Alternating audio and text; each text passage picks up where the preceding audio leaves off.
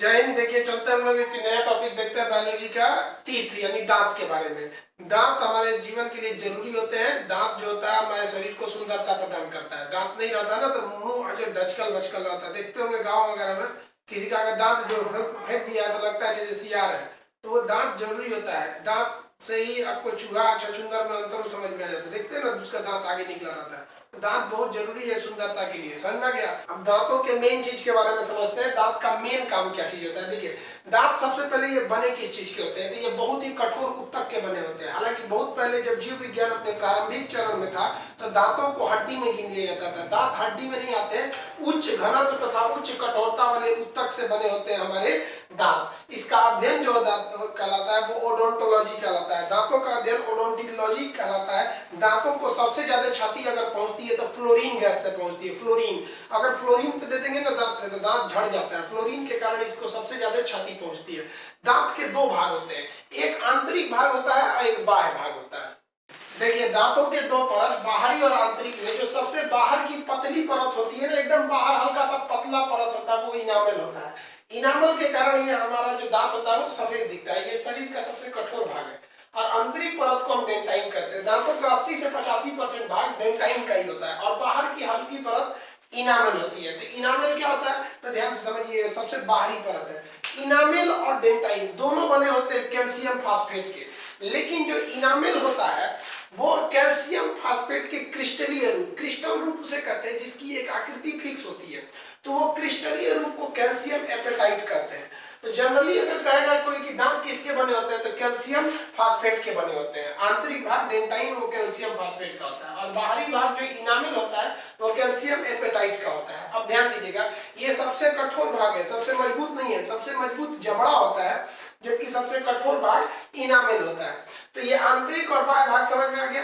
अब दांत में दो कैटेगरी होते हैं, एक होता है मोनोफियोडोंट जो एक बार ही निकलता है और एक होता है डाइफियोडोंट। डाइफियोडोंट जो दोबारा निकल सकते हैं। तो डाइफियोडोंट को हम लोग दूध के दांत कहते हैं। वैसे दांत दूध के दांत कहलाते हैं जो दोबारा निकल सकते हैं। तो दोबारा निकलने वाले कुल जो दांत होते हैं वो 12 से 14 वर्ष की आयु में वो टूटने लगते हैं और फिर निकल जाते हैं। तो वैसे दांत जो दोबारा निकलते हैं उन्हें दूध के दांत कहते हैं। इनकी कुल संख्या जो होती है 20 होती है। दूध के दांत की कुल संख्या कितनी हो जाएगी वो 20। तो अब आप बताइए, तो 20 दांत तो दोबारा टूट के निकले और टोटल दांत होते कितने हैं 32। तो 32 में से 20 टूट के फिर निकल गया तो कहेगा कि मानव के जीवन काल में कितने दांत निकलते हैं। तो कितने दांत हो जाएंगे 52 हो जाएंगे। जीवन काल में निकलने वाले दांतों की संख्या हो जाएगी 52। समझ में आ गया इतना। अब दांतों के प्रकार समझते हैं, जब तक इसका एक स्क्रीनशॉट लीजिए। दांतों के प्रकार को देखते हैं हम लोग। दांत बेसिकली 4 प्रकार के होते हैं। सब इन दांतों के प्रकार से क्वेश्चन आता है अक्सर। सबसे आगे का दांत इंसीजर होता है जिसको हम लोग कृंतक कहते हैं। ये आगे के 4 दांतों को हम लोग क्या कहते हैं इंसीजर। 4 ऊपर होता है 4 नीचे होता है। तो एक्चुअली दांत को एक सेट ही पढ़ना चाहिए, एक वर्ग का। बस 2 से गुणा कर दीजिए नीचे वाला हो जाएगा। दोनों दांत में एकदम सिमेट्रिक होता है, मतलब एक दूसरे को ढक लेते हैं। तो आगे के ये 4 दांत क्या हो जाएंगे इंसीजर। इनका मेन काम क्या होता है भोजन को काट देना। देखिएगा लड़कों को ना बचपन में उनकी माँ खाना कैसे देती है, रोटी दे देगी उसमें कुछ लगा देगी, घी चीनी या जैम वगैरह कुछ लगा के उसको लपेट के इसे फूफी टाइप का बना दे। छोटका बच्चा इसको लेकर इसे काटते फिरेगा उसको। तो ये सामने का जो इंसीजर होता है ये भोजन को काटने का काम करता है। समझ में आ गया आप लोग को। इसकी संख्या सामने कितनी होती है 4। सामने संख्या कितनी हो गई 4। अब टोटल संख्या कहेगा तो अगर ऊपर 4 तो नीचे में भी 4। टोटल इंसीजर कितने हो जाएंगे 8 हो जाएंगे। तो देखिए यह भोजन को क्या करता है काटता है। ऊपर में कितने 4 और नीचे में भी 4, तो 4 तो नहीं 8 हो गए। इन्हें हम लोग नोज टीथ के नाम से भी जानते हैं। क्यों? क्योंकि ये जो टीथ होते हैं यानी ये इंसीजर होता है, ये वाला भाग इंसीजर। तो आप समझ रहे हैं ये वाला भाग क्या हो जाएगा, ये इंसीजर हो गया। ये वाला पोर्शन क्या हो गया इंसीजर। तो ये जो इंसीजर का पार्ट होता है ये ठीक नाक के नीचे होता है। जितना दूर पे नाक होता है अगर नीचे आएगा तो उतना ही दूर में क्या होगा इंसीजर हो गया। समझ गया। ये नॉर्मल नाक की बात कर रहे हैं। अब कोई भोथर नाक लेके बैठल रहेगा तब बड़ा तो पूरा दतवा उसी के नाक के नीचे चला है। भोथड़ा नाक की बात नहीं कर रहे, सिंपल नाक की बात कर रहे हैं। समझ गया कि नहीं। तो ये हो गया सामने का इंसीजर। अब सेकेंड पार्ट जो होता है केनाइन। केनाइन को हम रदनक कहते हैं। केनाइन को क्या कहते हैं रदनक। देखिए ये लंबा वाला जो है ना, एक ये केनाइन हो गया, एक इधर वाला केनाइन हो गया। तो यहाँ सी फॉर केनाइन लिख देते हैं। ये रदनक होता है, ये भोजन को फाड़ने का काम करता है। ये मांसाहारी जीवों में लंबा पाया जाता है और शाकाहारी जीवों में छोटा पाया जाता है। जैसे हम लोग में उतना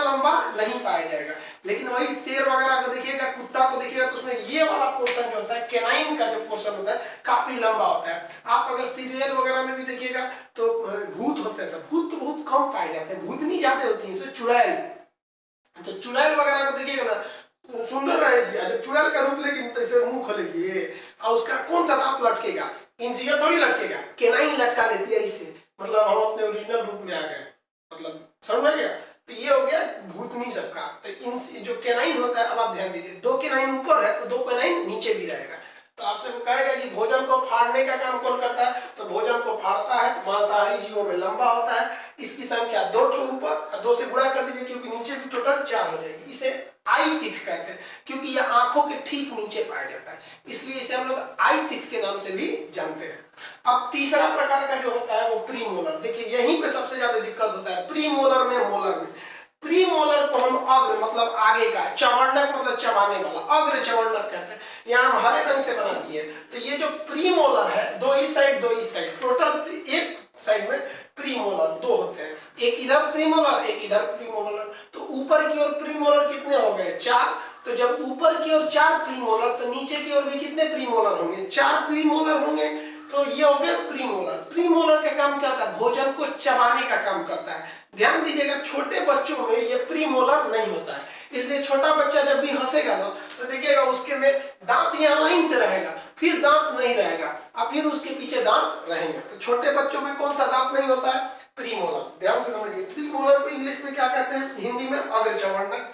ये भोजन को चबाने का काम करता है, बच्चों में नहीं पाया जाता है। बच्चों में देखिएगा दांत यहाँ पे नहीं होगा। ध्यान दीजिएगा, बहुत लड़का मान देता है कि मोलर नहीं होता है, नहीं, गलत है, प्रीमोलर बच्चों में नहीं होता है। तो भोजन को चबाता है, बच्चों में नहीं होता है। इसकी संख्या देखिए, संख्या अगर ऊपर की ओर देखिएगा तो 2 इस साइड 2 इस साइड, तो ऊपर में कितने हो गए 4, तो 4 में 2 से गुणा करेंगे तो 8 हो जाएगा। इसे चीक तीत कहते हैं। चीक मतलब गाल के पास होता है, गाल के पास कौन सा चीक होता है, प्रीमोलर होता है। तो ये हो गया इसका चीक तीत के नाम से जानते हैं, समझ गए।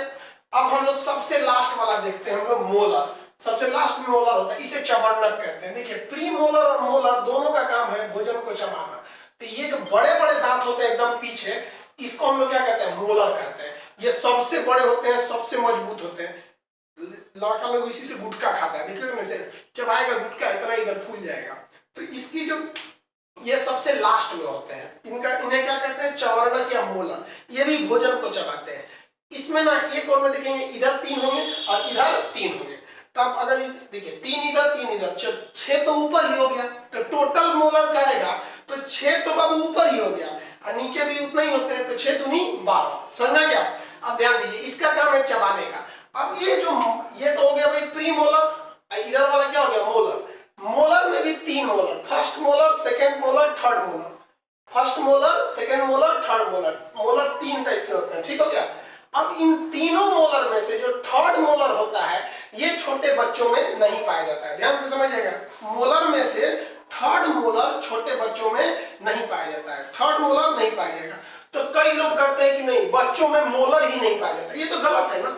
अरे भाई 3 में से 1 तो नहीं पाया जाता है, कौन सा नहीं पाया जाता है, तो थर्ड मोलर बच्चों में नहीं पाया जाता है, बाकी तो दोनों मोलर पाए जाते हैं। तब आप ही बताइए ना, प्रीमोलर तो साफ पाया ही नहीं जाता है, दोनों प्रीमोलर नहीं पाए जाते हैं। अब मोलर में से 3 तो में से 2 पाया ही जाता है। तो कहेगा कि कौन सा मोलर नहीं पाया जाता है, तो थर्ड मोलर। और कहेगा कौन सा दांत नहीं पाया जाता है, तो प्रीमोलर नहीं पाए जाते हैं, समझा गया। तो भोजन को ये भी क्या करता है, चबाने का काम करता है। थर्ड मोलर बच्चों में नहीं पाया जाता है। इससे हम लोग क्या कहेंगे, देखिए ध्यान से, इसे हम लोग विजडम टीथ कहते हैं। विजडम मतलब है बुद्धि। अमूमन ये 24 वर्ष की आयु में आता है। कहा जाता है कि ये 22 से 24 वर्ष जब उम्र होती है तब आता है, ऐसा कोई जरूरी नहीं है, बहुत लड़कों का पहले भी आ जाता है। इसमें कोई लड़का, अब हम मैट्रिक का एग्जाम दे रहे थे तो मेरा मोलर निकल रहा था, तो इसमें कोई जरूरी नहीं है, एक एवरेज माना गया है। एक्सेप्शनल में कुछ लोग का पहले भी आ जाता है। तो ये हो गया आपका मोलर। तो ध्यान से समझ में गए आगे आप लोग को। तो विजडम टीथ किसे कहते हैं, अक्ल दांत। अक्ल दांत बोला जाता है किसको, मोलर को। इसलिए देहात में भी कहा जाता है कि जब मोलर निकलते हैं, चहुआ जो कहते हैं कि बाबू का अकल निकल रहा है, असली अकल इसी से होता है। तो दांतों के प्रकार समझ में आ गया। सामने जो है वो कौन सा हो गया, incisor, canine, premolar, molar. Incisor, canine, premolar, molar. बच्चों में कौन सा दांत नहीं, तो प्रीमोलर। मोलर में से कौन सा नहीं, तो थर्ड मोलर। समझ आ गया आप लोगों को, कोई दिक्कत नहीं। इसका एक स्क्रीनशॉट लीजिए, फिर आगे समझाते हैं। देखिए जो पक्षी होते हैं ना, एवीज यानी बर्ड्स, तो पक्षियों का जो दांत होता है, पक्षियों का दांत वो चोंच का रूप लेता है। तो पक्षियों का दांत जो होता है वो चोंच, चोंच समझते हैं, ठोड़, ठोड़ का रूप ले लेता है। ठोड़ समझते हैं ना, लिपस्टिक जिस पे लगाया जाता है। तो पक्षियों का जो दांत होता है वो ठोड़ का रूप ले लेता है, चोंच का। अब हाथी में ध्यान से देखिएगा, हाथी के सारे दांत अंदर रहते हैं जिससे हाथी खाना खाता है। देखिए हाथी का जो बाहर निकला दांत होता है उससे वो खाना नहीं खाती है। हाथी अपने सभी दांतों को अंदर रखती है जिससे वो खाना खाती है। और जो बाहर का दांत होता है वो हाथी हमला करने के लिए रखे रहती है। तो हाथी के बाहर निकले दांत को हम टस्क कहते हैं, वो उसका इंसीजर होता है। बहुत लोगों को लगता है कि नहीं, हाथी का बाहर निकला दांत केनाइन होता है, वो केनाइन ना होकर इंसीजर होता है। याद रखिएगा, हाथी का जो बाहर निकला दांत होता है वो क्या होता है, इंसीजर होता है। किसी को कोई दिक्कत नहीं है यहाँ पे। अब आगे समझिए, दांतों का एक फॉर्मूला होता है जिसे हम डेंटाइन फॉर्मूला कहते हैं। बड़ा सिंपल है दांतों का फॉर्मूला, इसको अच्छे से याद रखिएगा। देखिए दांत का फॉर्मूला निकालने से के लिए कि दांत का एक भाग को ले लिया जाता है, ऊपर वाला या नीचे वाला, और उसे 20 से ऐसे डिवाइड कर दिया जाता है। ये 20 से हम क्या कर दिए, इसको दांत को 20 से ऐसे डिवाइड कर दिए, ठीक है, 20 से डिवाइड कर दिए। किसी एक भाग का, किसी एक ओर का हमको कैटेगरी लिख देनी होती है दांतों की। अब एक साइड में कितना इंसीजर है, कितना केनाइन है, कितना प्रीमोलर है और कितना मोलर है, इसी को लिख दीजिए। तो क्या हो गया, डेंटाइन फॉर्मूला हो गया कि एक साइड में इंसीजर, एक साइड में केनाइन, प्रीमोलर और मोलर, इसकी संख्या क्या कहलाती है, हम लोग को दांत का फॉर्मूला कहलाता है। और वही एक साइड जो ऊपर का होगा वही नीचे का होगा। एडल्ट का अगर आप गिनने की कोशिश करिएगा तो ध्यान से देखिए, आगे क्या होता है, इंसीजर, इंसीजर की संख्या एक और में कितनी हो जाती है, 2। तो यहाँ इंसीजर की जगह पर हम क्या लिख दें, 2। अब बताइए एक और केनाइन कितना है, 1, तो यहाँ लिख देंगे 1। अब केनाइन के बाद प्रीमोलर, तो प्रीमोलर कितने होते हैं, एक साइड में तो 2 होते हैं, और मोलर कितने होते हैं, 3 होते हैं। बस ये ऊपर का हो गया। अब बटा सेम तो नीचे का होता है, नीचे भी वही चीज हो जाते हैं। तो ये एडल्ट का हो गया, किसका हो गया, एडल्ट का। लेकिन अगर वही दांत का फॉर्मूला आपको कहेगा बच्चों का निकालिए, तो ध्यान दीजिए, बच्चों में एक साइड में इंसीजर कितने होते हैं, 2, तो एक साइड में इंसीजर हो गए 2। केनाइन कितने होंगे, 1। अब याद कीजिए, हम बताए थे कि प्रीमोलर तो बच्चों में होता ही नहीं है, तो प्रीमोलर की जगह पे हम क्या लिखेंगे, 0।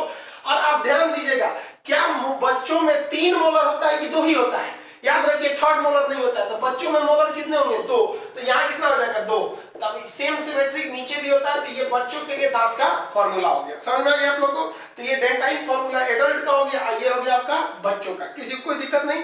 जानवरों में क्या होता है, ऊपर के मसूड़ों में, शाकाहारी जानवरों के ऊपर के मसूड़ों में दांत नहीं होती है, शाकाहारी जानवरों के नीचे के मसूड़ों में ही दांत होती है, समझा गया। अब आपको एग्जाम में अगर पूछ दे कि डेंटाइन फॉर्मूला बताइए, तो डेंटाइन फॉर्मूला एग्जाम में सिंपल ही आप अपने से गिन के लिख दीजिएगा, बीचों बीच में उंगली रखिएगा यहाँ पर। अब पहले क्या मिलेगा, इंसीजर, तो गिनिएगा 1, 2, इंसीजर कितना हो गया, 2, 2 हो गया। बगल में एक केनाइन 1, फिर प्रीमोलर 2 और फिर मोलर 3, तो हो गया 21, 30, 23 बटा 21, 23। तो ये हो गया बच्चों का और एडल्ट का दांत का फॉर्मूला। इसका एक स्क्रीनशॉट लीजिए।